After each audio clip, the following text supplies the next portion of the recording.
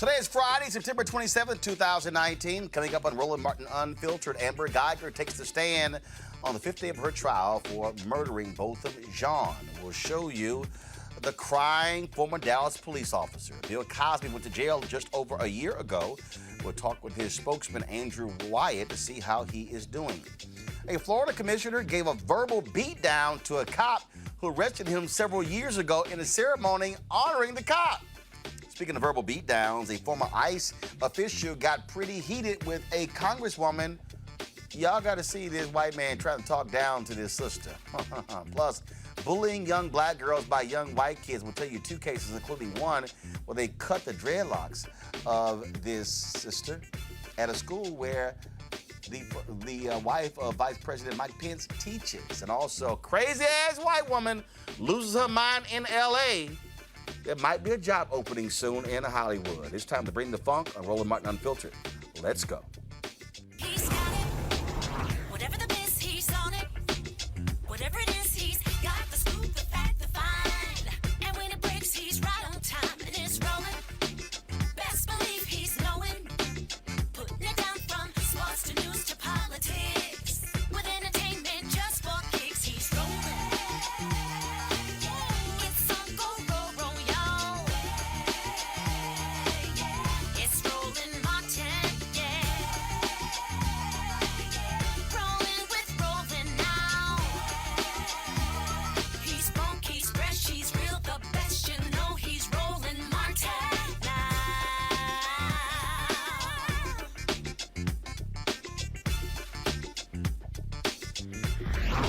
Martin. Lots of tears today in Dallas as fired Dallas police officer Amber Guyger took the stand in her defense in her murder trial. She, of course, is on trial for the murder of Botham Jean. She walked into his apartment. She says she was mistaken, thinking it was hers, shot and killed him. Well, on the stand today, prosecutors were very, very tough on her as they broke down her testimony. Here's what she had to say. And I'm going to need you to step back. First of all, when you were walking down that hall, I want you to show the jury how you carry this equipment, okay?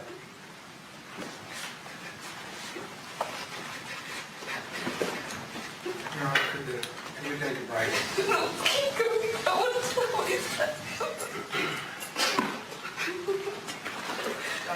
Please return. All right.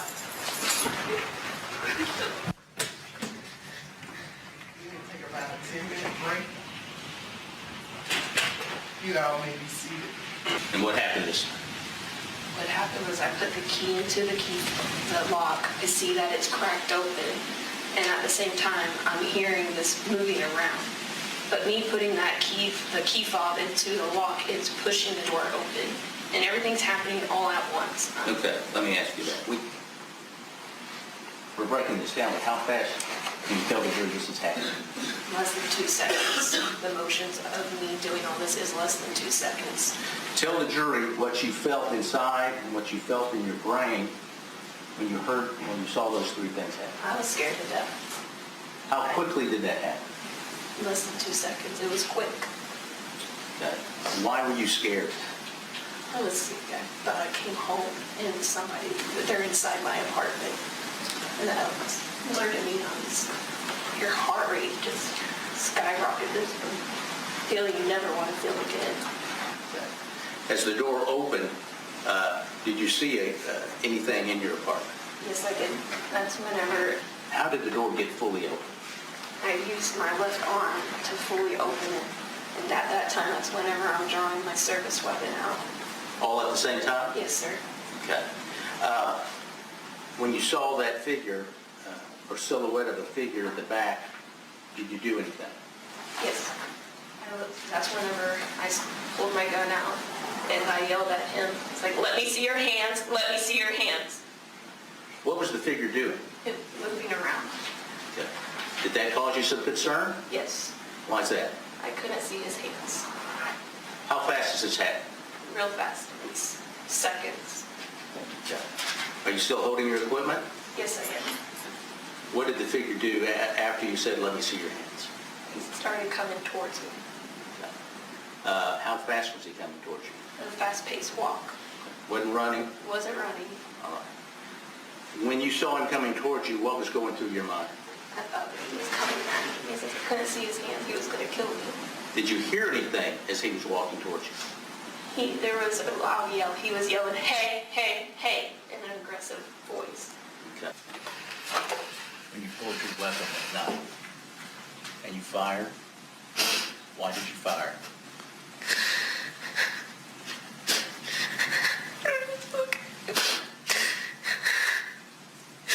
So I was scared. I was scared this person's apartment was going to hurt me. And I'm so sorry. I'm sorry. I was scared. Whoever was inside my apartment was going to kill me. And I'm sorry. I have to live with that every single day that I hurt. I object to non-responsive. Sustained. Now that you know. Now, of course, she's been charged with murder, and there are people who have been critical of the Dallas DA for pursuing that, saying that she did not have intent. During the cross-examination, the prosecutors kept laying out that it was her intent to kill Botham Jean when she pulled her gun. Let's go to our panel here. Dr. Neon B. Carter, Howard University Department of Political Science, Mustafa Santiago Ali, former senior advisor for environmental justice at the Environmental Protection Agency, Teresa Lundy, principal founder, TML Communications. Teresa, it's very interesting looking at this testimony here. And again, folks are saying tragic accident, just one of those things that happens. But the reality is Botham Jean is dead. She's alive. And here's the piece. If you're truly sorry, okay, fine. Plead to a lesser charge. But the reality is she pleads not guilty. Yes, it is. I mean, so this entire case, for me personally, it shows that the perception that white women have about those who, are not looking like them, that are in their home. So it's obvious that she felt that she was scared. But again, I don't think she even gave a moment to the gentleman that was in her home before she put her gun. So yes, her testimony was very important when she came on the scene to the home. But again, I don't think there was any communication that was happening before she pulled the trigger multiple times. What is crazy here, Dr. Carter, is that the people who say, well, look, it was an accident. Okay, but accidents happen all the time.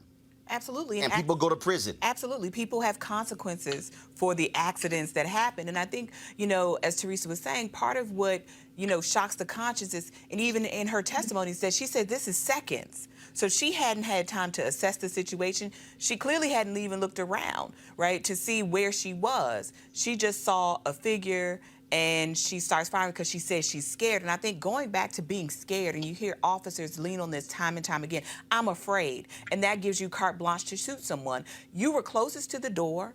You had just come home. The door was cracked. I don't know if it closed behind her, but she clearly had an opportunity to step back, to flee. But she decided to stand her ground and shoot. And as you said, she won't plead because she actually thinks she did nothing wrong, that she can get off, and that she will most likely get off. I mean, all of those crocodile tears today, talking about how sorry she is.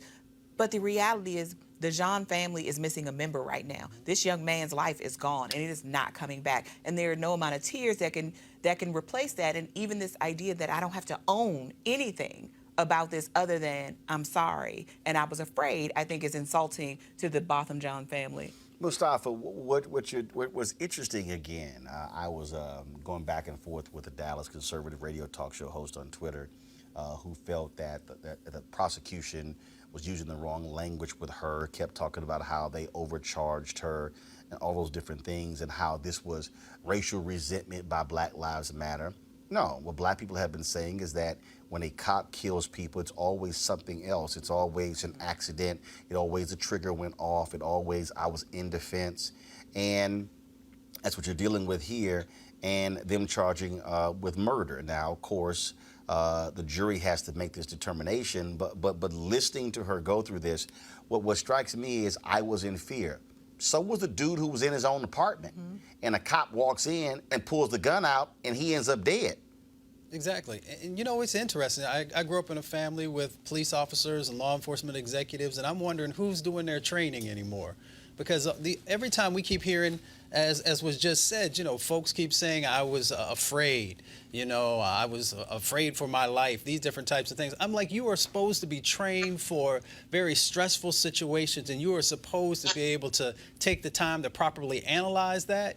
And this definitely is, this whole case has never sit properly with me. There's just too many things that just don't add up. And I think that the jury will end up finding that also.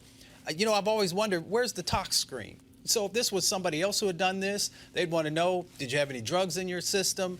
Did you have any alcohol in your system? Did you stop someplace after work and get something? When you don't do those types of things, then there's no way for us to know if there were some other things that were going on in this process. And then the other part, too, is that, you know, you walk in, when you pull your gun, you know that there's a good possibility that somebody might lose their life. So that automatically brings you into a scenario where you are making a decision. She could have very easily took a step back, called for backup, and said, there's somebody who's inside. I think there's somebody inside of my apartment. I'm going to go in, or I'm going to wait for backup to come. So there's just a whole bunch that just does not sit right. And I'm sorry, for me, this is another part of this whole privilege paradigm that goes on, where folks think that they get a pass when they do certain things. Well, again, she has testified today, of course. We'll wait to see what the defense does next. They likely will arrest, and then it will be in the hands of the jury. We'll certainly keep you updated on what happens in that case. All right, folks, more drama today in Washington, D.C. over the whole issue of impeaching Donald Trump. Democrats want to narrow this whole thing down to solely this Ukraine issue, as opposed to the Mueller report and things along those lines. I personally think that is a mistake. You also have now Donald Trump meeting with the National Rifle Association, asking them, according to the New York Times, to pay for or help him in his defense. Wayne LaPierre, heads the NRA, says, okay, we'll do that, but you cannot pursue any gun laws. Talk about quid quo pro. Mustafa, it's interesting to see how Republicans are operating. They keep trying to throw out Joe Biden's corrupt. It's been well established that that just simply ain't gonna fly. Now that same whistleblower is in his complaint says that they were placing these calls on a different server to keep it out of hands, a private server, which shows another motive there as well. And the pressure is on Republicans. You have Jeff Flake, a former senator, who says that if there was a private vote, 30 to 35 Republicans would vote for impeachment. Well, that shows that those Republicans have no guts, because if you think privately he should be impeached, well, then you should have the guts to do it publicly. And so Democrats also want to rush this. There's talk of actually having a vote by November. Smart or a mistake? I think that you have to kind of move forward. You got to get the facts in place. But I think that there is momentum now to move forward on the inquiry and then to take it to the next level if folks have found everything that's in alignment to actually, move forward. And I'm one who believes, that if you allow too much time to pass, marketing firms, all these other folks will get into the game. They'll try and muddy the water. They'll try and lessen the impacts that currently are going on from the president, from what we've seen so far.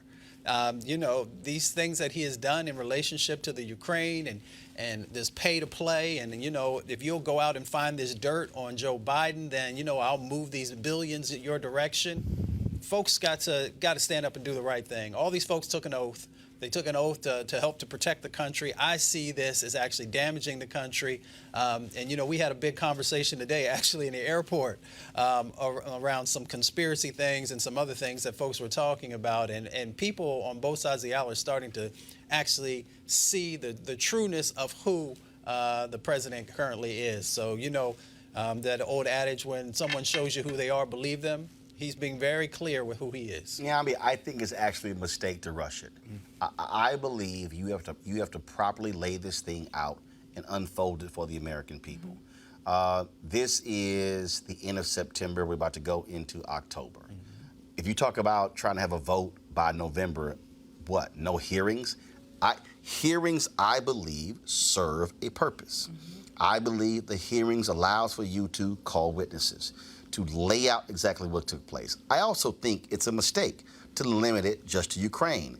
I think you have to show the breadth and the depth of the insanity in this administration. I think showing the obstruction of justice in the Mueller report, showing how they have ignored subpoenas, how they are trying to assert executive privilege where none exists, I think causes the American people to say, damn, wait, hold up. Boom, boom, boom, boom. The thing is just bigger than just this one incident, because if you limit to the one incident, Republicans say, oh, this is just one thing. That, to me, I think is still a mistake. Well, and I think part of the strategy may be, at least on this one thing, they can kind of move forward with the impeachment in the House. I mean, of course, when it goes to the Senate, and there's a hearing there, I mean, we know much is not going to happen in the Senate. Mitch McConnell has pretty much said, this isn't happening on my watch. Well, first of all, he has to do it. He has to do it, absolutely. By the Constitution. By law. He can't. But he doesn't have to vote to right, convict. right. But this is not like a bill where he can just ignore it. He has to have an actual trial. He has to have the trial. But again, if you've already decided at the beginning what you're going to do, right, that no amount of information is actually going to change anything about the way you or the other Republican senators are going to vote, then it's just an exercise, right? And I think that's partly what Democrats are concerned about, in part because American people's reticence to do this is thinking about the cost that it will entail. This will cost hundreds of millions of dollars. Now, I happen to think that that's actually money well spent if you're thinking about the sanctity of this democracy and thinking about the integrity of the office. But I think people are a little squeamish. I mean, people remember the Clinton hearings and thinking about all that had wrapped up in it. It looked like political theater because... Yeah, but that was about sex. I think that was... But the point is, he's going to make the claim, this is just about a friendly phone call. It's nothing. Well, of course. But still, I think he's called this a witch hunt. The difference there was you were literally having an impeachment hearing over sex. Yes. Not trying to get a foreign nation to interfere in an election after we already have numerous intelligence agencies laying out how the Russians tried to interfere in 2016. So I think even though it's a spectacle, I think that's a different sort of thing. It was a, you can call it a moral failing, you can call it a personal failing, whatever you want. I do think the thing, though, that still sticks with people, right, is that this looked like a moment that it was about nothing. And I think for his supporters, they will say this is about nothing. And I do agree with you, though, that doing this, right, gives the Democrats and gives the Congress the investigatory ability to look more deeply. And it may be just the Ukraine today, but we don't know where this thing stops, because there was also talk on that same phone call about them the Ukrainian president staying at a Trump hotel, a business that he's not divested himself of as of today as a sitting president. There was the talk about buying U.S. missiles, buying U.S. oil. There was a lot of conversation about a lot of different kinds of things in that phone call. So we don't know how deep this is going to be. And this is what they're saying today, right? But we don't actually know how long this is going to take. And it could take months. And I think it should take months. Teresa, again, what you have here is Democrats should not be afraid of months of hearings. They shouldn't be. I think what you're seeing Democrats say is if we can hurry up and have this vote, then it won't be happening in the middle of primary season. It should be. I mean, again, it's this whole notion of let's hurry up. The public, they can't just sort of wait for it. Let the Republicans lie. Let them spin. Let them keep saying, oh, this is amount to nothing. You keep dropping that hammer every single day, and you see lie, lie, lie, lie, lie, lie, lie. It adds up. Absolutely, it adds up. And so one thing about Republicans are once they get the talking point, they stick to it. And they stick to it like nobody's business. Most of them that I know, they stick to it better than Democrats. And because they stick to that same talking point, that talking point will be the ruin of their the basis of what this entire issue is. And so I think, I agree with you. I know I agree with you, not I think. I agree with you as it relates to extending this out, having the inquiry, having those dialogues, pulling out the extensive talking points and the bullets that really will connect with the American people so they can have an understanding of the case in its entirety. Because in its entirety, right now, it just shows, Donald Trump being cavalier. I just had a phone conversation. We congratulated each other. We're building a relationship, a rapport, which is not the case. The case is that you're doing abuse of power, that you're conveying abuse of power, and that you're making sure that your administration is also utilizing their powers for the misdeeds of what the office is supposed to do for the American people. Well, again, I think what you're seeing here, you're going to see lots of back and forth. Democrats, I believe, are making a mistake if they want to try to just hurry up and do this whole deal. Again, you must spell things out. And again, every time the Republicans try to spin, you got to nail them on it. Even Chris Wallace at Fox News blasted their spin, saying it makes no sense whatsoever. And so we'll certainly see what is going to happen next. Going to a break right now. We come back. We'll talk with the spokesman for Bill Cosby. He has now been in prison for 1 year after being found guilty last year. We'll find out how he is doing up next. Roland Martin Unfiltered. You want to check out Roland Martin Unfiltered? YouTube.com/Roland S. Martin. And subscribe to our YouTube channel. There's only one daily digital show out here that keeps it black and keep it real. It's Roland Martin Unfiltered. See that name right there? Roland Martin Unfiltered. Like, share, and subscribe to our YouTube channel. That's YouTube.com/Roland S. Martin. And don't forget to turn on your notifications so when we go live, you'll know it. All right, folks, you heard me talk a lot about marijuanastock.org because I want to keep you informed of investment opportunities that make sense. We've all watched the growth of the cannabis industry. A recent report by New Frontier Data estimates the global cannabis market at more than $340 billion. Now, we know that marijuana legalization is sweeping the country state by state. We also know that marijuana has a good cousin, the hemp plant, with a much higher concentration of CBD. That means hemp gives you all the medical benefits of marijuana without getting you high. Until recently, hemp farming was practically illegal in the United States and heavily regulated by the DEA. However, that all changed with the 2018 Farm Bill, making it legal to grow hemp in the U.S. Now, folks, this is very simple. They're going to need land to grow all of these plants in states where it is legal. This is not rocket science, and it's an incredible investment opportunity laid out by our good friends at 420 Real Estate. Their business model is simple. They buy land that supports hemp CBD grow operations and lease it to licensed, high-paying tenants. They are hemp CBD landlords, and you can get in on the action.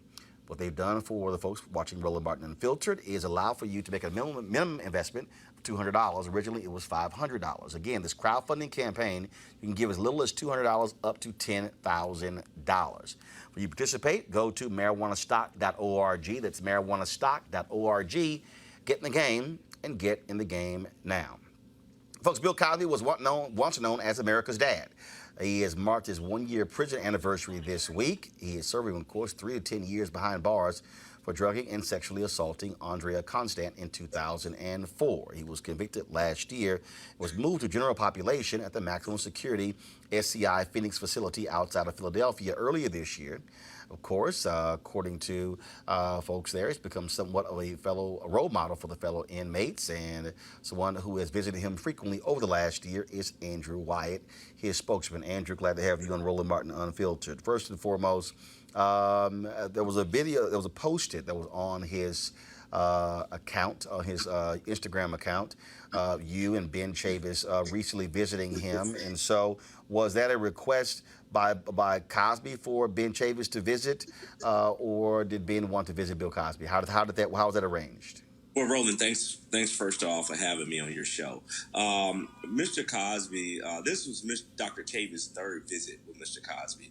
Mr. Cosby had requested for Dr. Chavis to see him again. He wanted to talk to him and thank him for what Black Press USA has been doing to put out the truth and facts of the trial and things that the mainstream media did not want you to hear at the trial. to hear what these even these 404B witnesses, accusers, said at the trial. And only black press was there. Black radio, national black radio wasn't there. So he wanted to thank Dr. Benjamin Chavis for standing his fight, supporting him, and to talk about this new revolution. You know, Mr. Cosby has always said that the revolution is in the home. But right now, he's saying his new revolution is in SCI Phoenix. That's his new home. And what he's getting to do to change the lives of these young men who are up for parole, being released and going back into their communities, and showing them that they can remove the DIS from disadvantage and talk about the advantages that they have as black men, being better fathers, better husbands, better community leaders. And when you talk about what he is doing, so what exactly is he doing there in prison? What is his daily life like? Well, Mr. Cosby gets up at 3 a.m. every morning. He's blind, so his body just tells him just to get up, and he might get up at midnight, and he'll tell the officers to wake him up at 3 a.m. And then he exercises in his cell. He's up to doing 300 leg lifts, 300 crunches, and then he goes to breakfast. He's in a veterans area of the prison. For inmates who serve time in the military. Of course, he did 4 years in the Navy. And he spends his time speaking with guys. Guys come to his cell. But what he was asked to do roughly about 6 to 7 months ago was start participating with two organizations that are in the prison called Man Up and Men of Valor. And he speaks to these men. It's 300 plus men. He talks to them about the umbilical cord, that you came from this umbilical cord, and how can you abuse women if you came from an umbilical cord? Your mother, you came from her. You didn't abuse her. And just various topics that they talk about, and they requested him. A matter of fact, the warden, from my understanding, Tammy Ferguson, she sat in on one of these mentoring sessions, and after it was done, she spoke and said, "This is a miracle. This is a living miracle," because these guys, they respect him. They love him. They listen to him. They even talk about his appeal and how he should not be there. And that's what he's doing, and that's how he's passing by the time. Of course, Dr. Benjamin Chavis, who did 7 years in North Carolina prison with the Wilmington 10, he understands. And he told Mr. Cosby, he said, "You're that political prisoner that I was. And I want you to stay mentally focused and mentally strong and keep fighting this revolution." And that's what Mr. Cosby is doing. His family has not come to prison to visit him. And my understanding, that's because Bill Cosby made it clear he did not want them to come see him in prison, correct? Correct. Yeah, he said that when he left home, he didn't leave home with a number. He left home as Bill Cosby. And he equated it to going off to war. He's at war. He's at war with Montgomery County in the state of Pennsylvania. And he said, when you go off to war and fight for this country, they don't send your family in to see how you're doing, because that's a distraction. And he wants to stay focused. Look, he's been in there a year. He received 3 to 10 years, Roland. And in 3 years, he could be up for parole. So he could be up for parole September 25th, 2021. But only if he attends sexual violent predator courses. And he met with the counselors last week, and he told them, "It looks like I got 9 years left of this unwanted vacation." So 1 second. And, so you're saying that in order for him to be eligible for parole, right. he has to attend sexual predator classes. First of all, how often are those classes? Sexual violent predator courses. Sexually violent predator courses. Mm-hmm. And he refuses to attend those courses. Right. So he is willing to serve the full 10 years by not going to those courses. Look, Mr. Cosby maintains his innocence. And as he stated, so many guys get out of prison, and they get out and they get parole because they admit guilt when they're not guilty. And once they got out, you look at guys like Jack Johnson, and the list goes on and on. It's hard to get that removed once you get out, and you then say, "Yeah, I was innocent. I said it to get out." He's holding his ground.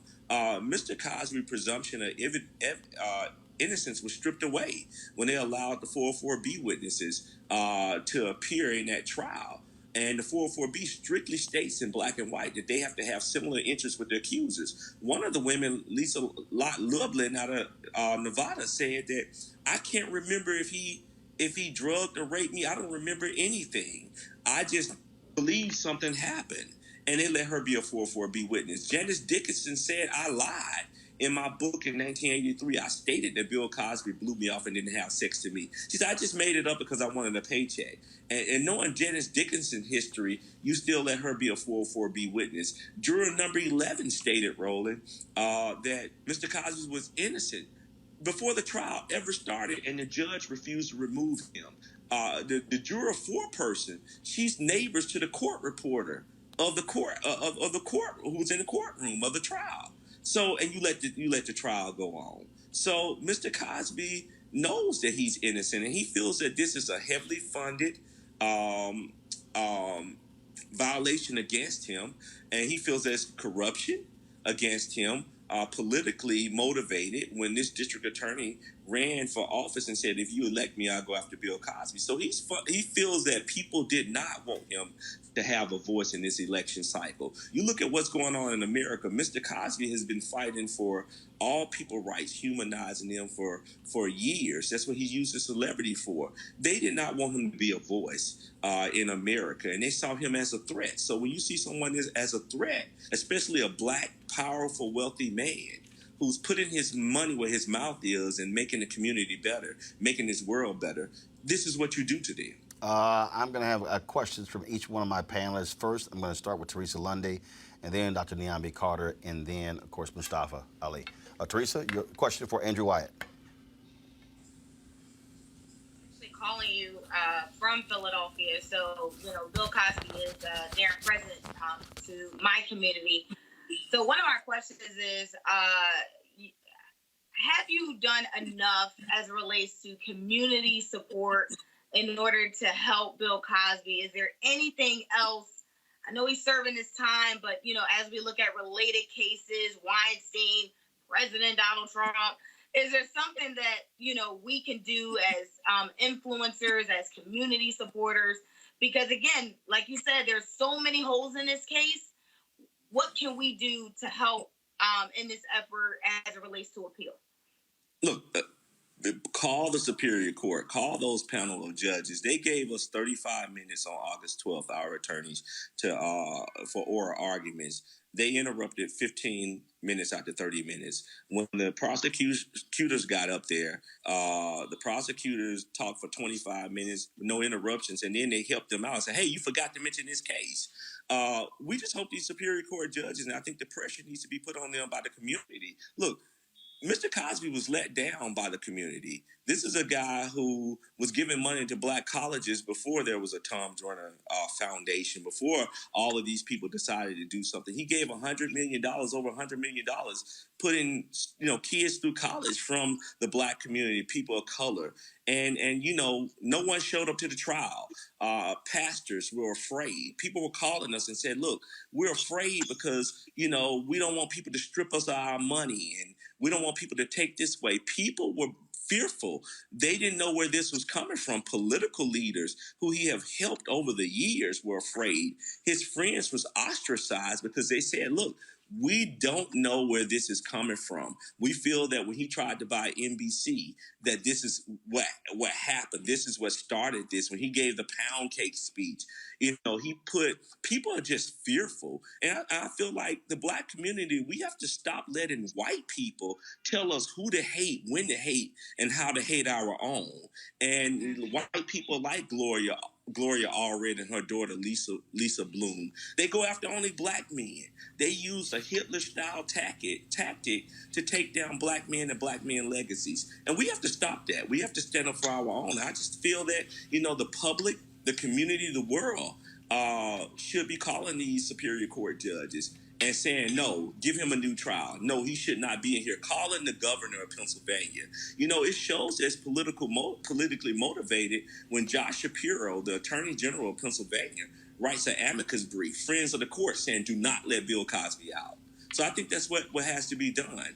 I think people should mobilize. You look at what Pennsylvania and Philadelphia is doing for Meek Mill. You know, and I'm glad they're doing prison reform, but this is not about Meek Mill necessarily. They're using Meek Mill as the poster child for prison reform because now the prison system is affecting their own. It's affecting suburban kids. So now we'll come to Meek Mill aid. He's the poster child. But where will they be for Meek Mill 10 years from now? And that's what we have to think about. Before I go to Dr. Carter, first of all, just a correction there. I mean, Lisa Bloom and Lawyer Allred, they've actually gone after non-black men. So there are a number of cases. So I understand your point, but the reality is there are cases individuals who they've sort of gone after. Dr. Carter, go ahead. There's so much to unpack in what Mr. Wyatt said, so I'll be as tactful as I possibly can. In that, thank you. In that this charge that this is all a political conspiracy for an attempt to buy NBC over 20, maybe even 30 years ago at this point, is hard to swallow, even the claim that he's a political prisoner, in part because of the things that Bill Cosby has said over time about some of the same men he's actually in company with on an everyday basis. So my question is not so much about this case, but has his views about the people that he would call disposable, largely, right? I mean, part of that pound cake speech was saying that the people who end up in prisons and other places are not us, right? They're not us. They're failures because their communities have failed them or because of bad parenting or because of poor choices. So now that he finds himself in much similar circumstances despite his wealth, how have his views on criminal justice or criminal justice reform evolved given his current circumstance? That's a great question. Mr. Cosby and I discussed the pound cake speech a couple of days ago. And as he stated, he would not change anything in that speech because what he was saying is more relevant today than it was at that time. You know, when you look at what's going on in the black community, you know, I'm a product of the black, well, I grew up in the projects in Bessemer, Alabama, and I see what's happening in the black community. You see, you know, the drug dealer going around picking up the 15-year-old girl, and he's 20-something years old, but because he's paying the mother's light bill, it's okay, and people turn a blind eye to it. I think what Mr. Cosby was trying to say to people is that we have to be responsible for ourselves and responsible for our community. But what I really love what he said, Andrew, you know, they said that I was airing black people dirty laundry. He said, well, right now, we're in here together with our dirty laundry. And my job now in this place is to change these young men so they could go out and be better fathers and better men. So, and then you talk about NBC 20 years ago. Let's think about it. Mr. Cosby was on Nixon's enemies list as a communist because he refused to perform at the White House, along with Jane Fonda, Dick Gregory, and others. He was watched by the FBI. So how is it 40 plus years ago he was raping white women under the microscope of the FBI, watching his every move? His shows was canceled. He's not new to a conspiracy or a scandal like this, and the family is not new to this. And that's to answer your question. Mustafa? Mr. White, I'm going to put on my legal hat real quickly and just ask a retrospective question. Is there anything that you would do differently as counsel now that you've had some time to go through this process? Not counsel, spokesman. Spokesman. Well, you know, even as a person who was responsible for hand-picking his attorneys, and that's why I do, and private investigators, you know, I probably would have done a little differently is not chosen a jury out of Montgomery County. You know, I would have went outside of that county. That county was heavily populated for the district attorney, and I feel that those jurors, their minds were already made up. When they got there. That's why juror number 11 said before the trial started, and we had a witness who was in the room with the juror, a black female, to come and into a hearing with the judge and state what this white man said, that he's guilty. So let's not waste our time and just end this trial and vote him guilty. I think it was just a tainted pool. The fix was in. But, you know, Mesereau did the best that he could do under a system. Look, the Me Too movement was founded by a black woman, but it's really the Becky movement. The movement was founded, Me Too was founded several years ago, but when a white celebrity female posted hashtag Me Too regarding Harvey Weinstein, that's when it took fire. So, you know, when Becky claims it, it's true. And that's what Gloria Allred and her daughter Lisa Blasphemous Bloom was able to do, was bring the white women out and then sprinkle a little pepper in there and make it believable with a few black women who you don't hear or see from anymore. The question here is, will Bill Cosby do any interviews while he is in prison? Is he allowed to do so? And will he sit for one with Roland Martin Unfiltered or some other media outlet? No, we talked about that, Roland. He's not inclined to do anything right now. Matter of fact, I went to see him today because I wasn't planning on going to see him today, but Mrs. Cosby called and had not heard from him, and she was concerned. And so when I got to the prison, I rushed over there and got there. They got me back there, and it was only a couple of minutes left for visitation. And he said, look, I've been in the office. The deputies brought me in the office. Someone showed up, a reporter, saying that they had information that I was going to be murdered today.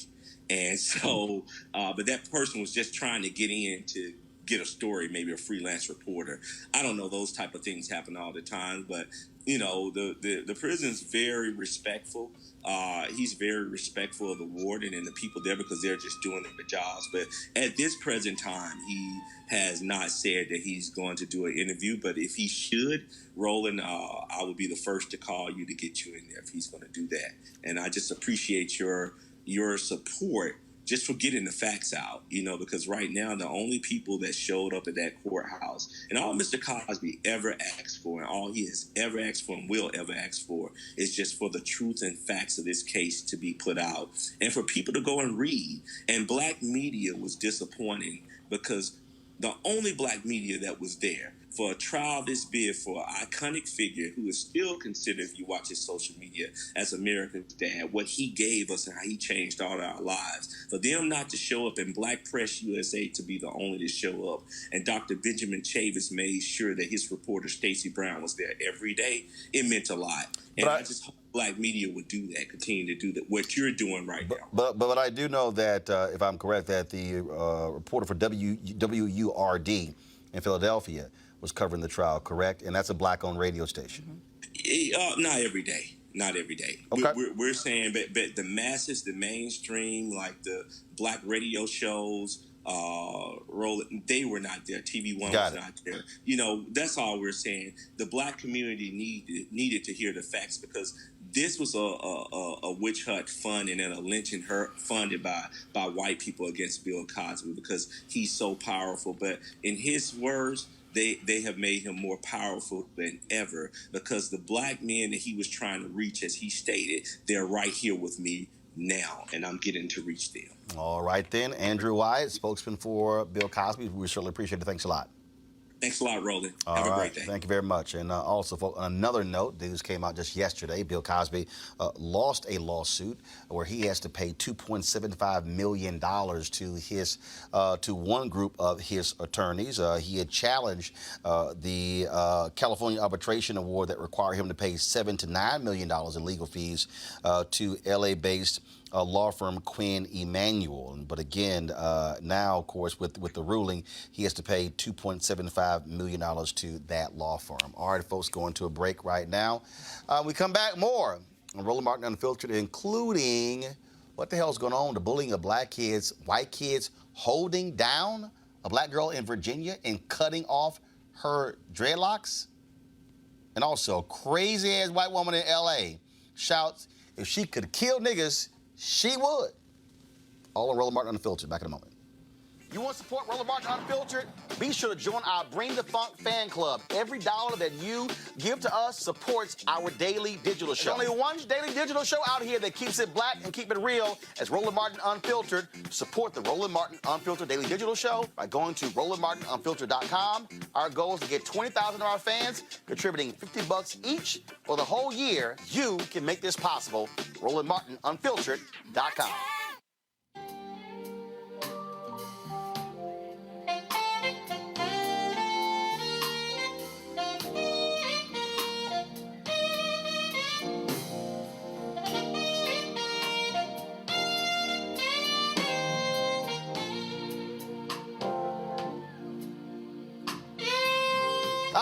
November 7th through the 11th. We'll be in Cabo, Mexico. That's right, for the Luxe Jazz experience. Gerald Albright, my alpha brother, will be one of the folks who will be performing November 7th through the 11th. We'll be broadcasting Roland Martin Unfiltered there that Thursday and Friday. We want you guys to come out for an amazing 4 days of a wild experience. Talk about music and food and libations and spa and golf, all that good stuff taking place at the Omnia Day Club, Los Cabos, nestled on the Sea of Cortez and the celebrity playground of Los Cabos, Mexico. It's going to be an unbelievable jazz getaway, folks. Again, crazy time we plan on having there. Lots of different mini concerts, daytime excursions, including the Spirit of Jazz Gospel Brunch and Jazz Sunset Cruise. Confirmed guest, comedian actor Mark Curry. As I said, Gerald Albright, Alex Bouillon, Raul Madon, Incognito, Pieces of a Dream, Kirk Whalum, Average White Band, Donnie McClurkin, Shalea, Roy Ayers, Tom Brown, and Ronnie Laws, Ernest Quarles, and more. For more information, go to lifeluxejazz.com. That's LIFELUXEJAZZ.com. Again, we're going to have a great time. I want to see you guys there. Again, November 7th through the 11th. While everybody else is freezing all across the country, we're going to be having a good time there in Los Cabos. And so I'm looking forward to do it. So again, lifeluxejazz.com. Get your packages now, book your airfare. Let's have a hell of 4 days. Grown folks, you know how we do. All right, folks. Talk about privileged white man. Thomas Homan, who served as the acting director of ICE from January 2017 to June 2018, just showed his ass today in a House hearing on immigration when he chastised Democrats, including the sister who was the committee chair. Watch this. You have failed to secure the border. You have failed to work with this president to close the 3 loopholes we've asked for 2 years to close. So if you want to know why this issue exists, you need to look in the mirror. You have failed American people for not securing the border and closing loopholes. Mr. Homan, please respect the chair and the authority of the chair. The time of the gentleman has expired. I've asked you politely to let me go beyond my time, and you let other people go beyond their time, but not to Tom Homan. He don't get me go beyond his time. Mr. Homan, we have approved an agreement between the Republicans and the Democrats with the ranking member. We increased the time of one witness, one member of Congress who was interrupted by a protest. That is done with the approval of the ranking member. Please respect the chair's authority. I respect the chair's authority, but the chair... Mr. Homan! You work for me. I'm a taxpayer. I'm a taxpayer. You work for me. The witness will suspend. Dr. Carter, an arrogant son of a bitch. Are we surprised, right? I mean, this is the era we live in where, we've always lived in, right? White men get to do all kinds of things, throw temper tantrums. Our president does it daily, right? That this man felt empowered to be in front of a panel, right, of Congress who are inviting him to testify and asking him to stop when his time is up. And he is having a full-blown meltdown, I think mostly because this woman, this brown woman who had the nerve to cut him off and tell him it was time to stop. I mean, this is not surprising. We see things like this all the time. You can be as bad as you want to be, keep a job, keep your respect, keep your integrity, and nothing happens. And none of those men said a thing. And that's the thing that, Teresa, Republicans should have said, no, you don't disrespect the chair. I don't care what your feelings are, but they didn't. Republicans won't say that because, as Dr. Carter has stated, one, it's privilege, and two, it's the senator who's delivering the message. And because she wasn't on their side, they felt like they did not have to do the work. But they do have to do the work. And so it's unfortunate, again, that we still see this even in government, but I don't know what to say here. Mustafa. I mean, when he said the circus, he was right, but the circus is these folks who keep coming up Capitol Hill and don't testify. They almost curse people out. They belittle them. They do all these different types of things. And sometimes I'm confused because I'm like, why don't y'all have somebody come and escort their ass out of the chamber? So until people start actually tightening these folks up, they're going to continue to act up because they see the chief who continues to do the exact same thing. So it just trickles down. All right, let's talk about, again, when somebody acts up in Tamarack, Florida, during a commission meeting. Officer of the Month awards were being handed out by the mayor there, Michelle Gomez, and the city's leadership. Well, following a group photo with the law enforcement officers, Commissioner Mike Jellin, a brother, took the microphone from Gomez and called out Deputy Joshua Gallardo, called him back down to the front. Y'all check out what happened. Joshua Gallardo, It's my line. can you come down for a second?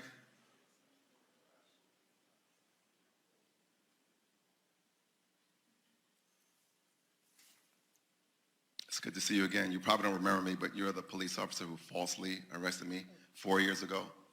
You lied on the police report. I believe you're a rogue police officer, you're a bad police officer, and you don't deserve to be here. Damn! Mustafa, and what happened there was the charges were dismissed. They would not pursue anything against him. Yep. The officer there said that he was resisting arrest. He wasn't. And the mayor then apologized to him. We respect all cops. My man was like, damn that. He just gave his ass some real talk. I mean, that's what you got to do. When you got the mic, you got to tell people like it really is. And all he could do was shake his head yes, because he knew he had done all these things that was jacked up. And he called him out. And let's remember, this was about someone being beaten. So this wasn't just a friendly call. This man was recording, Jellin was recording a call from a person who had been beaten by, I guess, this officer or some other officer in proximity, and he was taking video as a citizen, as a concerned person for the health and safety of another person who'd been attacked, I guess, by, or at least allegedly attacked by the police. So I think this was rich, right? I think this is everybody's dream, to be able to have the one moment, that one interaction with that one police officer, that one person who did you dirty that one time. He had his day. Teresa, he's like, player, come down, let me holler at you. Let me holler at you. I loved it. And then I don't know if anybody heard me, but I was literally cracking up. It was a laughter of, yes, finally. You know, we got the mic, we got the power, and now we're utilizing it to show your ignorance and your irrelevancy when you were in that position of power. So congrats to him, and I'm looking forward to more people in position and in power doing the same exact thing. And the brother, y'all, did not apologize at all for that. All right, y'all know what time it is. No charcoal grills are allowed. I'm white. I got you, Carl. Yeah, illegally selling water without a permit On my property. Whoa! Hey! You don't live here. I'm uncomfortable. All right, y'all. Last week at a CVS in Los Angeles, a crazy-ass white woman lost her damn mind. Press play.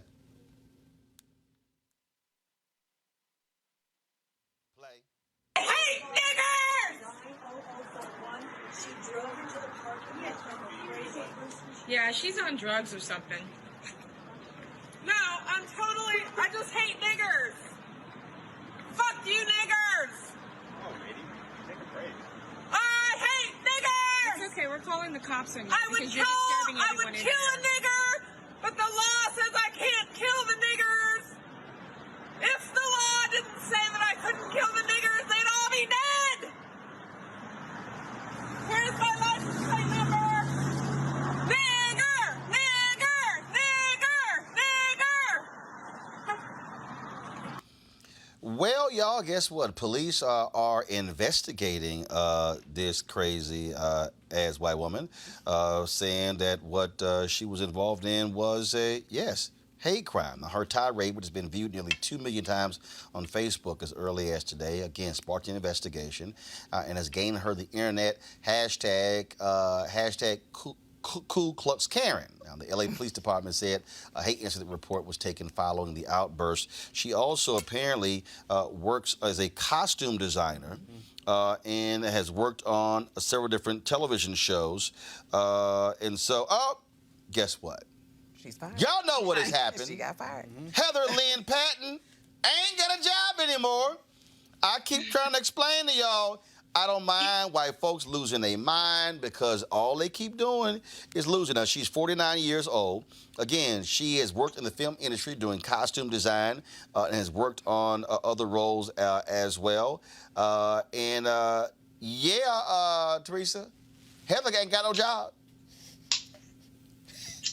Heather ain't got no job. Heather ain't got no mindset. Heather ain't take her medication.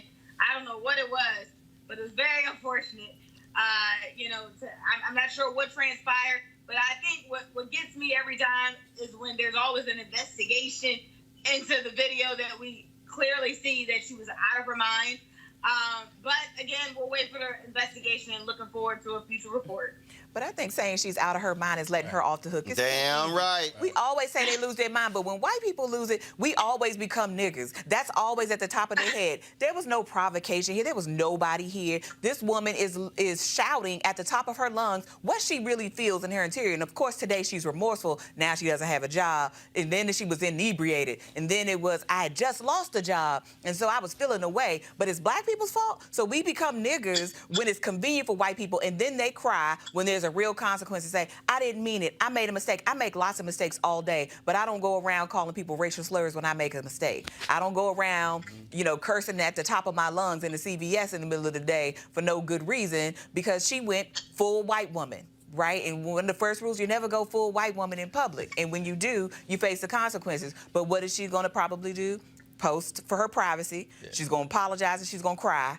And then hopefully this will blow over for Well, her. Mustafa, she worked on this television show called Medium, and now another person wants her removed from Local 705. Sarah DeSago Orrego says she called for other union members to file complaints against her to request her expulsion from the union. Hit them in the pockets. That's right. When people want to act crazy, hit them in the pockets. That will get their attention. She wasn't drunk because she was walking real straight to that car, made some quick little turns, and said what she needed to say, took a couple more steps, made some turns. What I think happened was she actually listened to an old Richard Pryor album, and then she came back and said, you know what, I think I'm going to try this out on folks. And she tried it out, and she got jacked. So she has worked on, Heather has worked on Dennis Leary's FX drama Rescue Me, Patricia Arquette's NBC series Medium. She also was the set costumer on movies such as Patterson, The Book of Henry, and last year's Tribeca Song of Back and Neck. She also was the set costumer for Sarah Paulson's upcoming Ryan Murphy Netflix Ratchet. I don't think that's gonna happen. No. And so, Heather ain't got no job, y'all. And look, and I keep telling y'all, white America, please, by all means, if you choose to continue to show your racist behavior, Yes, right.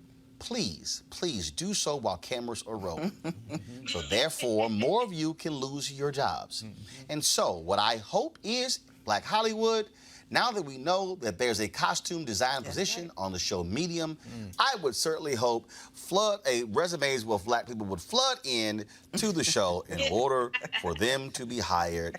And I keep telling y'all, the more they keep acting the fool, we can end black unemployment. That's right. Right now, every time they lose one of their jobs.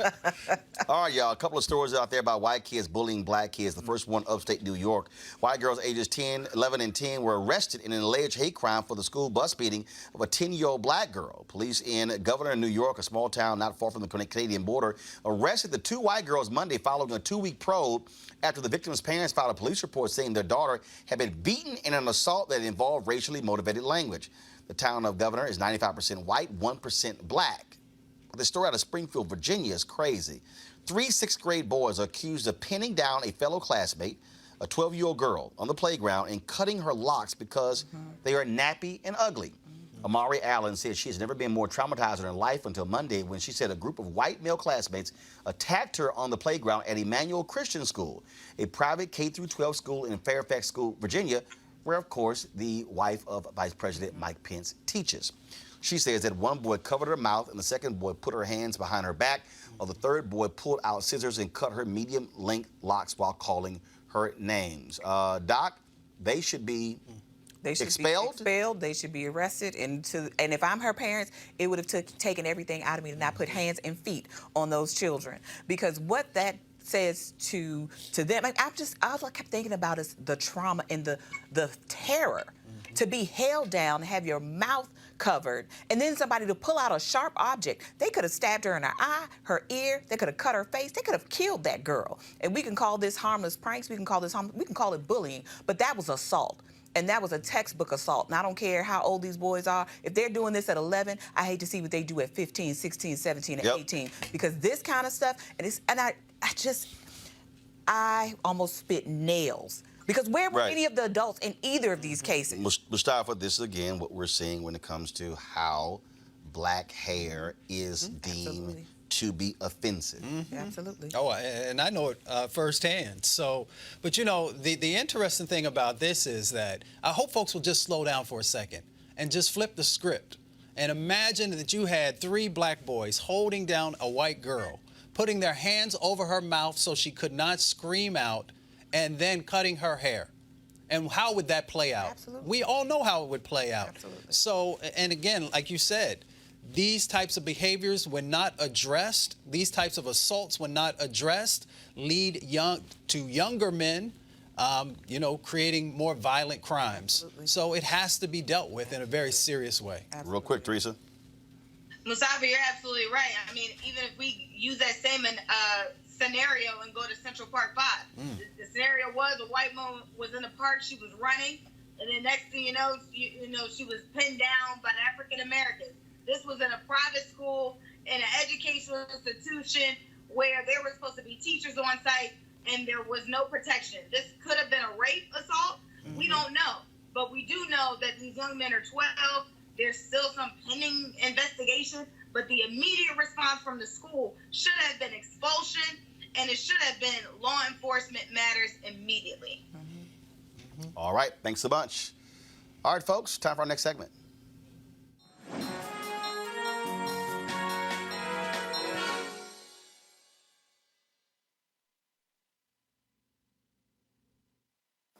The purpose of AFSCME Strong was to prepare ourselves for success in any environment. And that's exactly what we did. Because of all that work, our members were inoculated when right to work became the law of the land in the public sector. You know, the same dark money groups that brought the Janice case started targeting AFSCME members with propaganda blitzes, trying to trick people into walking away from their union. But by the time they heard the lies from them, AFSCME members had already heard the truth from us, from their steward, from their co-workers, from voices they trust. And so they had the tools and information to tell the right-wing scam artists to go straight to hell. They did that. They did that. They did that. Our members did that. And with pride and with passion, with courage and character, in overwhelming numbers, AFSCME members said loud and clear, no matter what, through thick or thin, come hell or high water, I am sticking with my union. That's right. That was Lee Saunders, President and CEO of AFSCME, and we certainly thank them for being a partner here at Roland Martin Unfiltered. All right, folks, we want you to support what we do here at Roland Martin Unfiltered by going to RolandMartinUnfiltered.com, joining our Bring the Funk fan club. Every dollar you give goes to support this show. We have folks who've given us, again, money from some people are giving us monthly, some people yearly. Our goal is to get 20,000 of our followers to give just about $50 each for the year, which comes out to be a little more than $4 a month, 13 cents a day, because this is about having an independent, black-owned media outlet that speaks to our stories, that covers our issues. And so you can pay via PayPal, you can pay via, of course, Square or even Cash App. If there are some people, in fact, let me pull it up here. I saw her name earlier. I think it's Irene Cross. I thank you for your donation on our YouTube channel. Tandria Canty, thank you as well for donating. Irene Gross, I'm sorry. Tandria as well. Thank both of you for donating. So you can also donate, if those of you who are watching us right now on YouTube can also donate via that platform. And so we certainly appreciate that. Tomorrow I'm going to be in Seattle. I'll be in Seattle tomorrow speaking at the Tabor 120th Anniversary Gala. Looking forward to keynoting that speech. They told me that, of course, after they announced I'm going to be giving a keynote, they sold out of tickets. We like that. And so, of course, last night I was in Lima, Ohio, and so I had a great time there as well for that event. Also sold out. And then when we spoke in Fort Knox, Kentucky for the NAACP on Saturday. Another sold-out event. So, y'all, it's very simple. Y'all book me to speak, you're going to sell the joint out. So if you also want to book me for events, for speeches, especially upcoming, obviously, MLK, Black History Month, you want to go to RolandSMartin.com, RolandSMartin.com. You can just click the button called Speaking, fill that form out, goes to my office. I'll be back with you in 24 hours. And so you know how we do. Somebody got to bring the funk, tell the truth, and do so. So, again, we want you to support Black media. Teresa, thanks a lot. Dr. Carl, thanks a lot. Mustafa, we appreciate it as well. All right, folks, hope you have an absolute great weekend. We always end the show on a Friday showing you all the names of the people who've contributed to our Bring the Funk fan club. If your name is not on there, send us an email. We'll certainly add it. I got to go. Holla!